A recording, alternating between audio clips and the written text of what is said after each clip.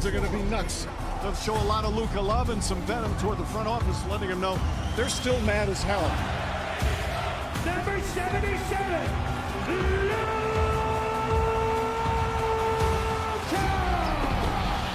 So many emotions, and went out there and just play basketball. Oh, Doncic locked in from the opening tip. He's giving it to him from every spot on the floor. He's just letting them know that daddy's home. It's superhuman. A night for Doncic that began in tears and it ends in triumph. This image, it may be the defining moment of Luka's career to this point. Tears brimming in his eyes as he takes in the tribute video the Dallas Mavericks played for his game returning to Dallas. Malika Andrews here alongside David Dennis Jr., Kendrick Perkins joining us as well.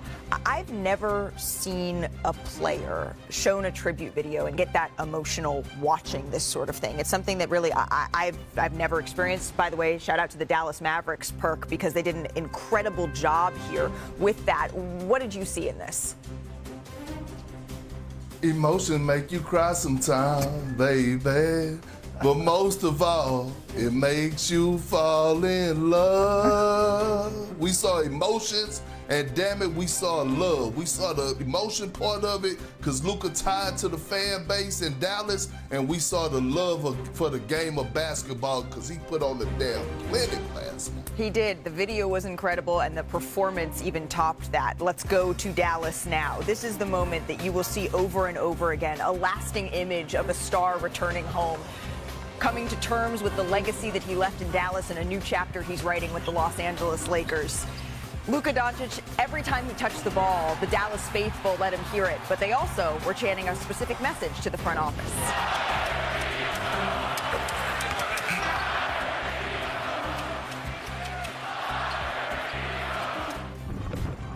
So Nico Harrison was in the building, and that's what he was hearing all night. He was also seeing Luka Doncic do this over the star piece they traded for, Anthony Davis. Yeah, and it's funny, Luka's used to looking out in the crowd and scowling at people. He didn't have anybody to scowl at. Everybody was cheering for him. And you wondered whether or not that was going to have any effect, not on him and not on 40-year-old LeBron James. Cleared for takeoff on this one, DDJ. Hey, he was in the game too. Everybody remember, like, Luka did his thing. Look at this guy. His hands have been stuck to his head since February.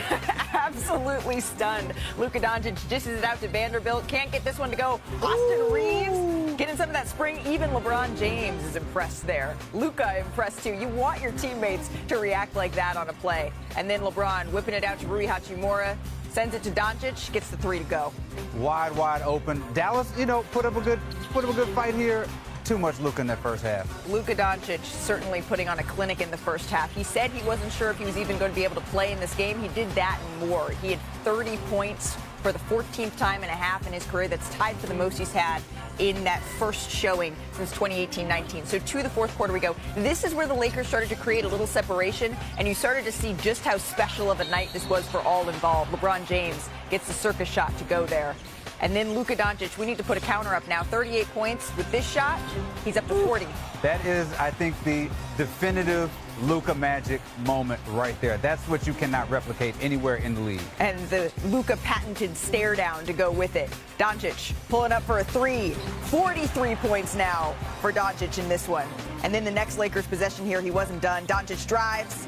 And then he finishes the floater to give him 45 points, 8 rebounds, 6 assists. But J.J. Redick left him in the game to have his moment with the crowds. A standing ovation as he exited a building that he knows all so well, saying hello to some familiar faces. Here's Luka with Lisa Salters after the game. Everybody saw me the way I reacted to the video. All these fans, I really appreciate it, man. All the teammates I had, everybody had my back. I'm just happy, this guy, I love these fans, I love this city, but it's time to move on. I came as a young kid here with 18, and I know what to expect from NBA, and they made me feel like home, man. It's just a lot of great memories. The kid had 7 amazing seasons here. He was from a kid to, a man, and, for all those moments, just all come together today, and just it's pretty cool. Yeah, I thought he was going to get 50. I was disappointed. JJ, my nephew said he thought it was going to be 51, so he was disappointed as well. Just kidding. 45 points, the third most ever in a player's return game, as we say howdy to Tim McMahon, who was in the building. No one has covered this story more closely than Tim. You were actually in the building last night. What's the lasting image that's going to stick with you? Howdy, Malika. And there was definitely the two lasting images, the beginning and the end. And the tribute video, the tears flowing down his face. If you don't think Luka Doncic wanted to spend his whole career in Dallas, you saw how much it meant to him there.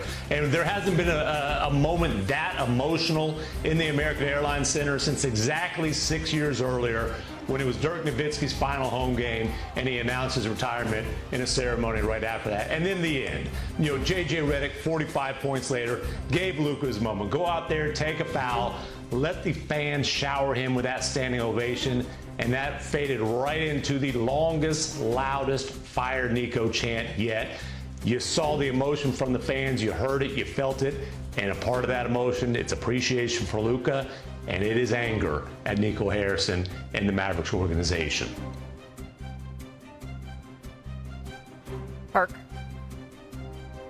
Well, look, this is my takeaway from it.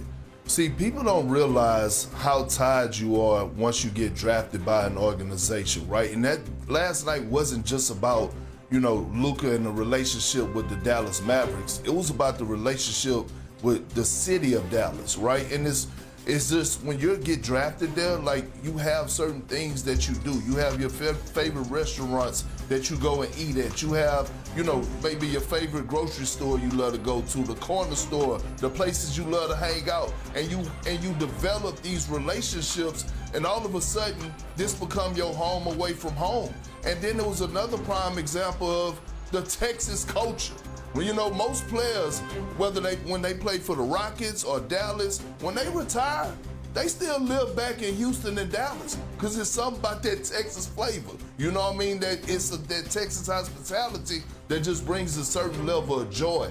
That's what we witnessed last night. Despite Luka giving them that work, we saw a guy that was tied to the city of Dallas and not just the organization. And yeah, this was a high-pressure game. Like, this is not Game 7 of the finals. This is not a playoff game. But I have not seen a game like this, an introduction to a game like this ever. I think the closest comp that I could think of where a player's returning to a place that he's so beloved, we got to go all the way back to 2002. Michael Jordan with the Wizards, going back to Chicago. And you look at the way that the fans embraced him, the emotions that he had. But even that's different. It had been a couple years since he'd been there. Luka was a Dallas Maverick 2 months ago. And even I think the comparison is even more apt here when you think about Michael Jordan. Stone Cold Killer Michael Jordan, who has never shown any nervousness, said that in that game, that was about as nervous as he's been playing basketball. He was 7 for 21.